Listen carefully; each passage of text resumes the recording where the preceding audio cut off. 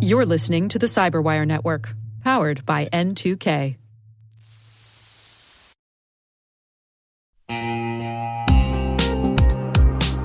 And now, a word from our sponsor. The Johns Hopkins University Information Security Institute is seeking qualified applicants for its innovative Master of Science in Security Informatics degree program. Study alongside world-class interdisciplinary experts and gain unparalleled educational, research, and professional experience in information security and assurance. Interested U.S. citizens should consider the Department of Defense's Cyber Service Academy program, which covers tuition, textbooks, and a laptop, as well as providing a $34,000 additional annual stipend. Apply for the fall 2026 semester and for this scholarship by February 28th. Learn more at cs.jhu.edu/MSSI.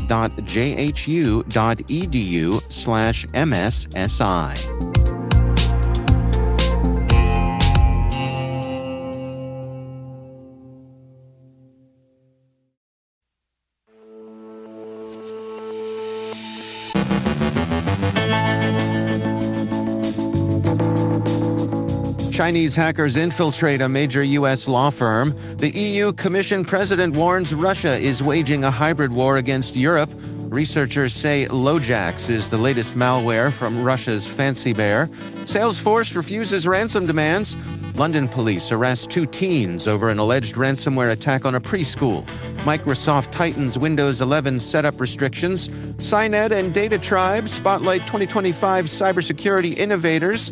On our Industry Voices segment, we're joined by Sean Deuby, Semperis Principal Technologist, discussing identity system security and the growth of the HIP conference. And employees overshare with ChatGPT.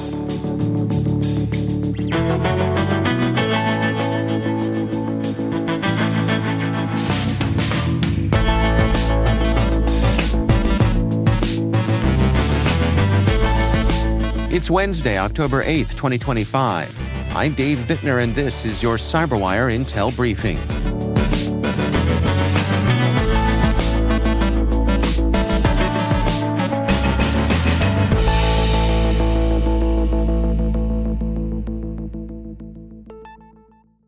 Thanks for joining us here today. It's great to have you with us. Williams & Connolly, one of the United States' top law firms, disclosed that Chinese hackers infiltrated parts of its computer systems in a broader campaign targeting U.S. law and tech firms. The FBI's Washington field office is investigating what sources say may involve more than a dozen victims, the New York Times reports. The attackers reportedly accessed several attorney email accounts through a zero-day vulnerability, though the firm says there's no evidence client files or databases were compromised. Williams & Connolly has engaged cybersecurity firm CrowdStrike and outside counsel Norton Rose Fulbright to assist in the response. According to Mandiant, the campaign aligns with a Chinese espionage effort seeking intelligence on U.S. national security and trade issues. The firm says the intrusion has been contained. European Commission President Ursula von der Leyen warned that Russia is waging a hybrid war against Europe, citing coordinated cyber attacks, sabotage, and provocations across EU member states. Speaking before the European Parliament, she pointed to airspace violations by Russian MiG fighters and drone incursions over critical infrastructure in several EU countries, describing them as part of a deliberate campaign, quote, to unsettle our citizens, test our resolve, and weaken our support for Ukraine, end quote. Von der Leyen said a new pan-European security strategy developed with NATO aims to strengthen rapid cyber response and protect essential infrastructure. She urged EU members to leave their comfort zone and confront the threat with unity and deterrence. She declared, every square centimeter of our territory must be protected. Researchers at ESET have uncovered LoJax, the first known malware found actively infecting a computer's UEFI firmware, a critical component that controls how a system boots. Believed to be created by the Russian hacking group SINET, also known as Fancy Bear or APT28, LoJax embeds itself in a computer's firmware, allowing it to survive even after a hard drive replacement or operating system reinstall. This gives attackers deep, persistent control over compromised machines and potential access to network systems and data. ESET named the malware after LoJax, the legitimate anti-theft tool it abuses. Experts recommend enabling secure boot and updating firmware to block infection. If compromised, users may need to reflash or replace the motherboard entirely. Salesforce has confirmed it will not pay ransom demands from the hacking group Scattered Lapsus Hunters, which claims to have stolen nearly 1 billion records from Salesforce customers. The attackers launched a data leak site on the Breach Forums domain, threatening to publish stolen data from 39 major companies, including FedEx, Disney, Google, and Marriott. Salesforce told customers it will not negotiate or pay extortion demands, despite credible intelligence that the hackers plan to leak the data. London's Metropolitan Police arrested two 17-year-olds on suspicion of computer misuse and blackmail linked to a ransomware attack on preschool operator Keto International. The attackers, calling themselves the Radiant Group, leaked photos, names, and home addresses of children and parents to extort payment, later deleting the data after backlash from other criminals. The arrests follow a September 25th report to the UK's Action Fraud Centre. Police said the case is being treated extremely seriously and investigations are ongoing. Microsoft is tightening restrictions on creating local accounts during Windows 11 setup, removing known methods that let users bypass Microsoft account requirements. The change, introduced in a recent insider preview build, means users will soon need both an internet connection and a Microsoft account to complete the out-of-box experience. Microsoft says bypassing the setup previously caused incomplete configurations and reduced security. Earlier this year, the company removed the bypass NRO script for similar reasons, though a registry workaround still exists, for now. Microsoft may eliminate that option in future updates to ensure devices are fully configured and meet modern security standards.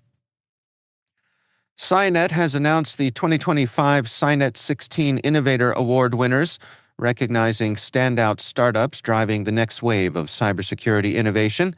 Selected from 193 applicants across 19 countries, the winners include Bedrock Security, Conductor One, Oligo Security, Prompt Security, and Simplicity. Each company was chosen for developing technologies that address modern threats across cloud, AI, and enterprise systems. In parallel, DataTribe named 5 finalists for its 2025 Cybersecurity Startup Challenge, including Acuity, Citadel, Tensor Machines, Starseer, and EverCoast, ahead of Cyber Innovation Day on November 4th in Washington, D.C. Together, these programs spotlight the innovators defining cybersecurity's AI-driven future. It's likely unsurprising to anyone that employees are getting a little too chatty with ChatGPT. A new report from LoJax warns that employees are inadvertently exposing sensitive corporate data through ChatGPT and other generative AI tools. The Enterprise AI and SaaS Data Security Report for 2025 found that 45% of enterprise employees use AI tools, and 77% of them paste data into chatbot prompts, 22% of which contain personally identifiable or payment card information. Most of these pastes come from unmanaged personal accounts, leaving companies blind to data leakage and compliance risks. LoJax says ChatGPT dominates enterprise AI use, accessed by over 90% of users, while Microsoft Copilot adoption remains below 3%. The report urges CISOs to enforce single sign-on to maintain visibility and control over AI data flows. LoJax warns such leaks could create regulatory and geopolitical risks.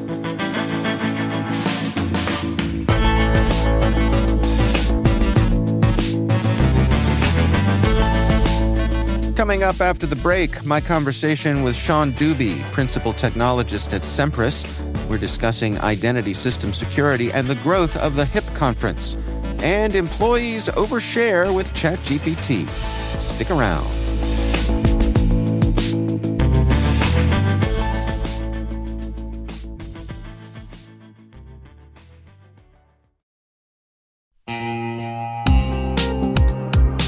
At Thales, they know cybersecurity can be tough and you can't protect everything. But with Thales, you can secure what matters most. With Thales's industry-leading platforms, you can protect critical applications, data, and identities, anywhere and at scale with the highest ROI. That's why the most trusted brands and largest banks, retailers, and healthcare companies in the world rely on Thales to protect what matters most: applications, data, and identity. That's Thales. THALES. Learn more at thalesgroup.com/cyber.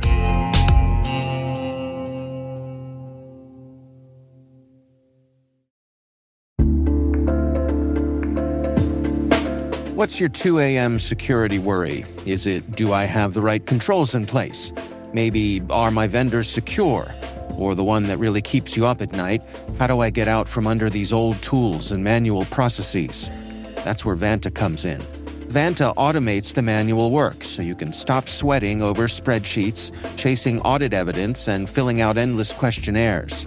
Their trust management platform continuously monitors your systems, centralizes your data, and simplifies your security at scale. And it fits right into your workflows, using AI to streamline evidence collection, flag risks, and keep your program audit ready, all the time. With Vanta, you get everything you need to move faster, scale confidently, and finally, get back to sleep. Get started at vanta.com/cyber. That's VANTA.com/cyber.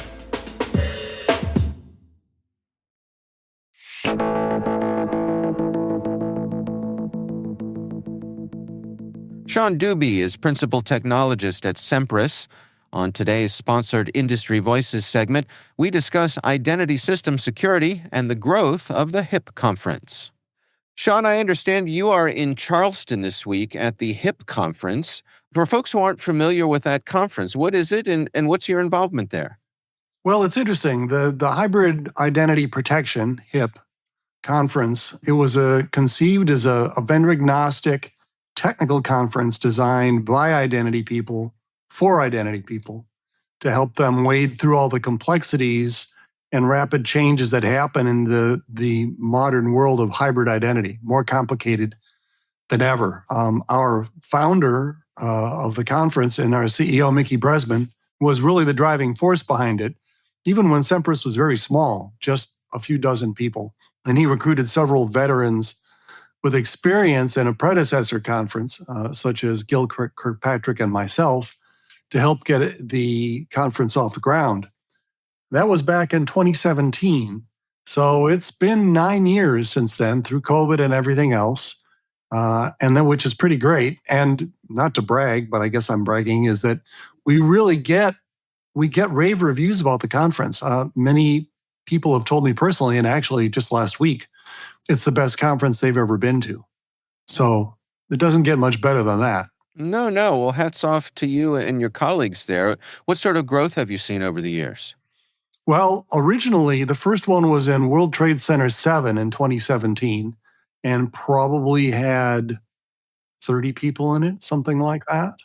And this year, we are in the low hundreds, less than 500, but more than about 300. I'm not exactly sure what the number is. So quite a bit. And the professionalism and the organization of our teams and all that has just grown by leaps and bounds. I'm actually going to be recording podcasts on Monday before the conference of individuals presenting at the conference for my HIP podcast as well, which is paired with the conference. Well, I know one of the key elements of the conference are these Operation Blind Spot tabletop exercises. Could you explain what that's all about? Sure. Blind Spot Tabletop are disaster recovery crisis management tabletops, and we hold them throughout the year. And the point, of course, behind them is that they expose the blind spots that can hinder efficient cyber response. I actually led the red team at the previous blind spot exercise at Black Hat in August. In addition to the blind spot exercises we're doing at HIP this week, we're organizing an upcoming event at GovWare in Singapore on October 21st and at Microsoft Ignite in San Francisco on November 19th.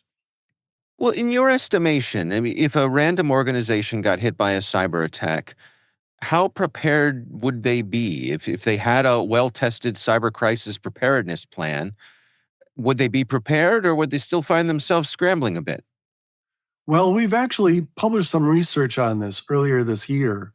And what the research has told us is that, somewhat surprisingly, is that more than 95% of organizations have a cyber crisis plan, but also 90% report that roadblocks hamper efficient response because of the gaps in communications across most organizations. And this jives very well with what I hear from incident response professionals. In our research, we found that these communication gaps between the key stakeholders lead to slower responses. And as I said, in talking to cyber response technical individuals, they find that they often have had to sit on their hands while communication issues are resolved and leadership order and who makes decisions for what are figured out. So it's very much people, process, and technology, with oftentimes people being the thing that is slower than anything else. The report that we published earlier this year, you can find it on our website if you search for State of Enterprise Cyber Crisis Readiness. Well, in your estimation, from your experience, how realistic should these tabletop exercises be for defenders? I mean, should they be disruptive? Well, so much of, as I go back to the people part of people, process, and technologies, Yeah. so much of these exercises, it's human nature that you don't want to fail in an exercise, especially when management is probably watching. But the whole point of a good tabletop is to expose weak points in your response plan, to expose potential failures. So they should be more than routine. They should be more than just check the box exercises. Check the box exercises don't provide little value. And in my estimation, they can be dangerous because the participants walk away thinking that their organization is more prepared than it really is. So the exercise should show messy realities, expose them, like incomplete communication chains. Oh, we can't get a hold of Jim Bob because he's on vacation and he's the only person that has access to these plans. Or unclear decision authority, where your leadership of your organization ends up being political infighting to make very important, very potentially disruptive decisions and make them as quickly as possible.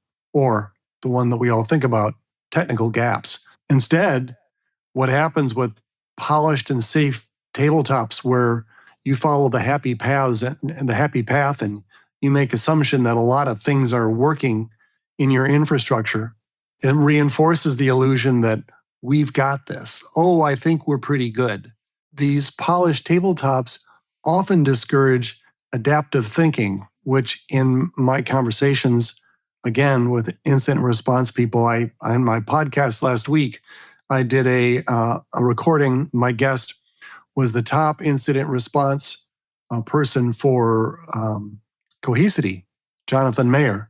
And he specifically called out adaptive thinking as an important trait in incident response, because in a real incident, things are chaotic, they're confusing, and oftentimes things have happened that have never happened before. Because remember, you've got real human beings on the other side, and they do this. A, they're not dumb. B, they do this sort of thing all the time, and you do it only every once in a while, maybe. They will make moves and counter moves that you probably haven't thought of and probably haven't seen before. So that's what you have to practice for. If a tabletop's overly structured or sanitized, it doesn't force either the leaders or the responders to think on their feet, adapt to incomplete information, or make decisions when you have uncertainty all around you. Instead, they just play along with the script. And so they can check it off, but they haven't necessarily improved their defenses or their response at all.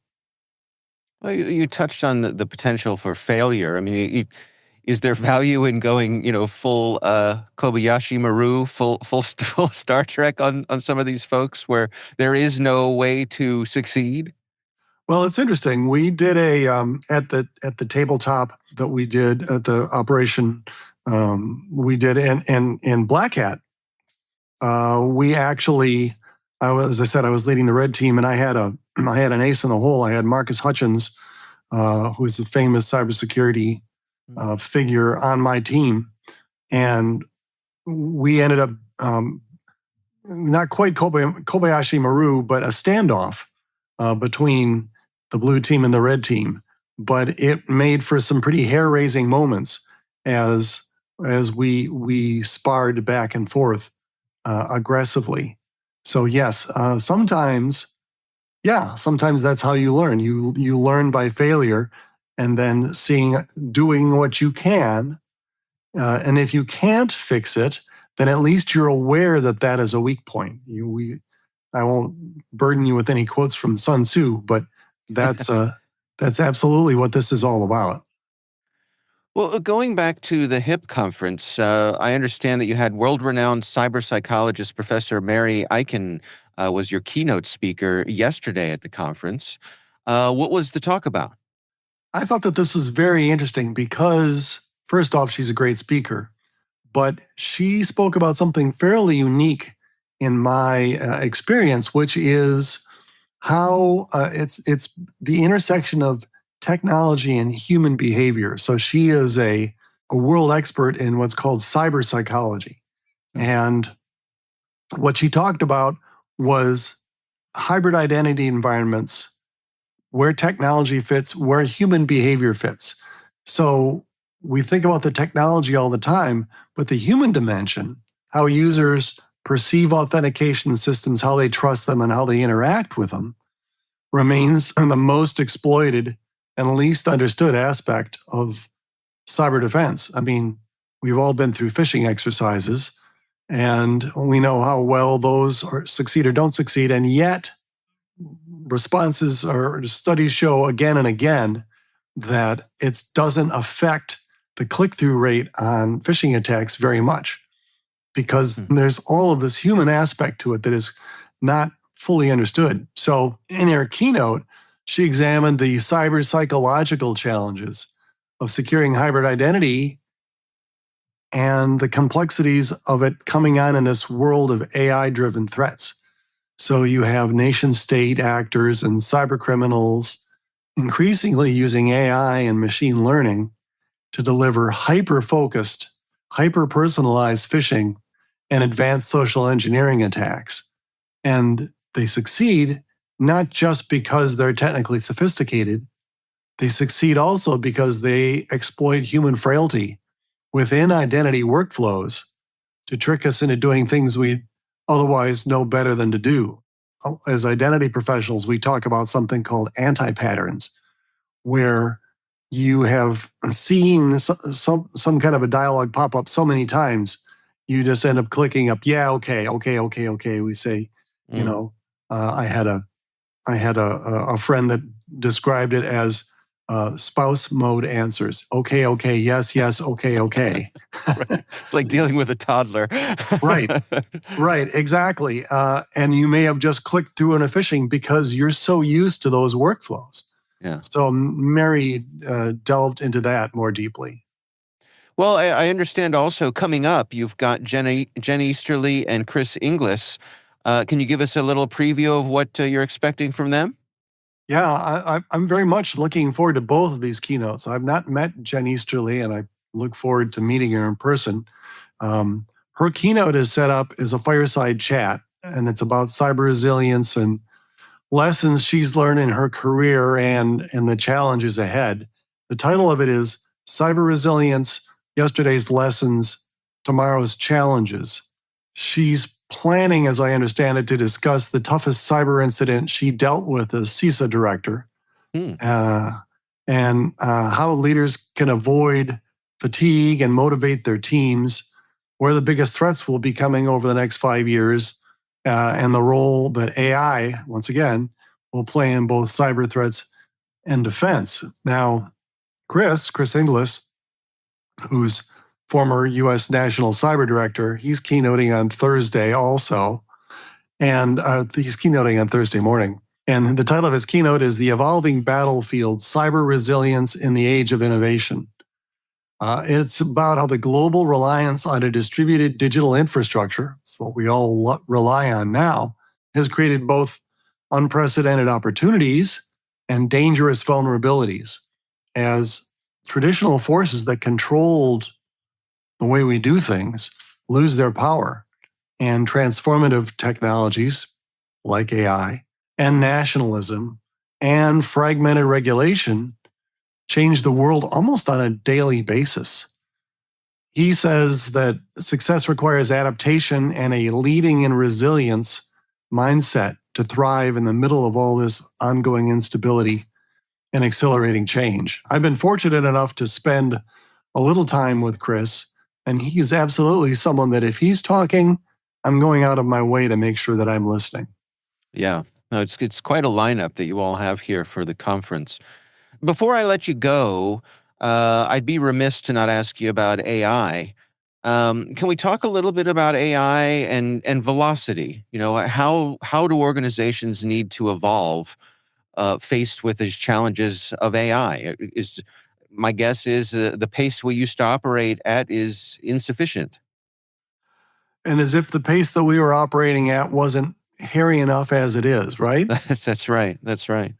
Yeah, more faster all the time and more sophisticated through AI. I mean, look, we're using it for good right now, and the threat actors are equally using it. If you think about our use of AI and how it's changing, have you 6 months ago, had you ever heard of the term vibe coding before? No. No. And now it's sort of becoming part of the vernacular, at least in our industry, it's becoming part of the vernacular. Yeah, I don't have a solid answer for you on this, I have to tell you, because I don't think it's easy to tell what we have in front of us, because I'm not sure anyone knows what's in front of us. We can make predictions, but at this rate of change, who knows what next week is going to bring us?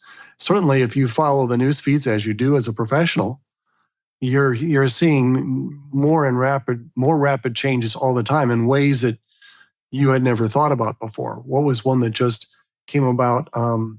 So threat actors, this is not specifically related to AI, but as things continue to change, threat actors are now targeting HVAC systems in hospitals, because if you hit the HVAC systems, they can't operate. So that's turned out to be a critical piece that the bad guys have found. And then, of course, if you look back at it and you go, well, of course. But a year ago, who thought about that in terms of healthcare attacks? Yeah. Well, Sean, thank you for taking the time for us here today, and good luck with the rest of the HIP conference. I hope it all goes well for you. Thank you. It'll be a very busy week, to be sure. That's Sean Deuby, Principal Technologist with Semperis.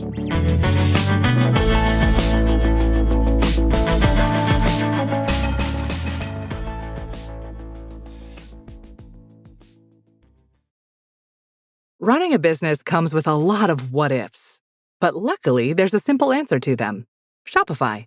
It's the commerce platform behind millions of businesses, including Thrive Cosmetics and Momofuku, and it'll help you with everything you need.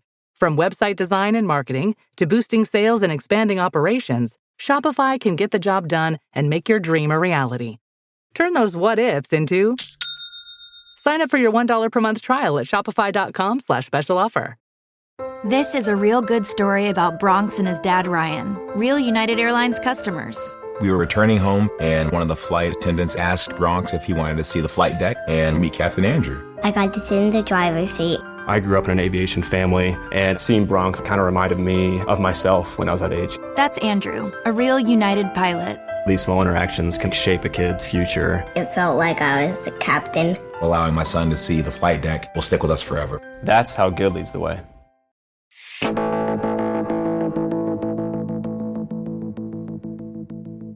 And finally, a Danish software engineer named Joachim built a simple website one weekend in August and accidentally gave the European Union a migraine.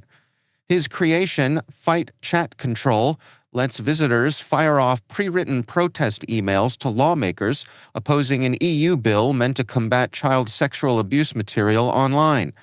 Privacy advocates call the measure a threat to encryption. Politicians now just call it that thing flooding my inbox. More than 2.5 million people have visited the site, reportedly triggering millions of emails and paralyzing inboxes across Brussels.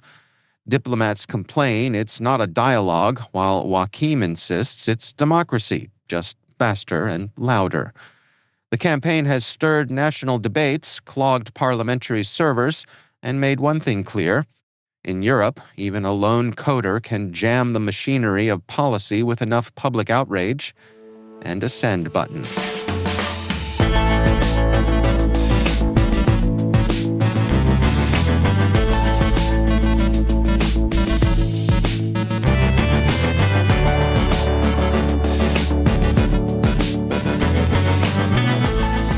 And that's the CyberWire.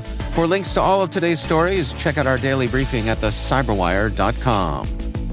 A quick note before we wrap up. Today is the last day to vote in the SANS Difference Maker Award in the Media Creator of the Year category, which I have been inexplicably nominated for. I'm honored to be recognized and would appreciate your support. You'll find the link to vote in our show notes, and like I said, voting is open through the end of today. Thanks for listening and being part of the N2K CyberWire community. N2K's senior producer is Alice Caruth. Our CyberWire producer is Liz Stokes.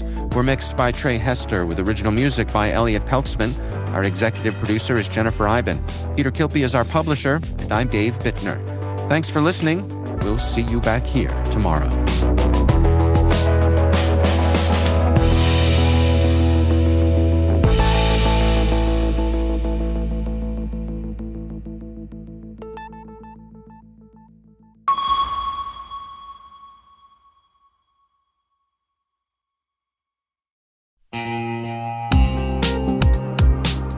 Cyber Innovation Day is the premier event for cyber startups, researchers, and top VC firms building trust into tomorrow's digital world. Kick off the day with unfiltered insights and panels on securing tomorrow's technology.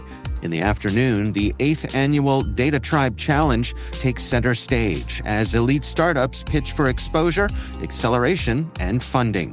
The Innovation Expo runs all day, connecting founders, investors, and researchers around breakthroughs in cybersecurity. It all happens November 4th in Washington, D.C. Discover the startups building the future of cyber. Learn more at cid.datatribe.com.